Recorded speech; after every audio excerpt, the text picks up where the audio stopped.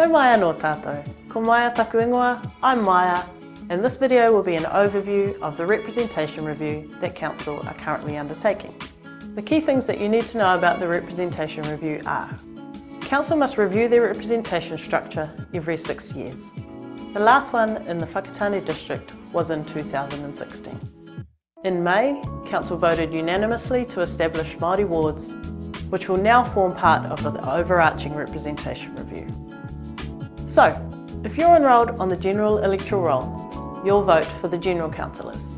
And if you're enrolled on the Māori electoral roll, you'll vote for the Māori ward councillors. And if you're not enrolled, well, your voice, no matter how big a social media influencer you may be, won't count for anything. So make sure you're enrolled.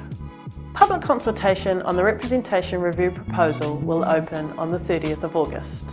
In our next video, we'll take a look at the preferred draft option for the representation structure that Council has been working through. Kia ora tātou.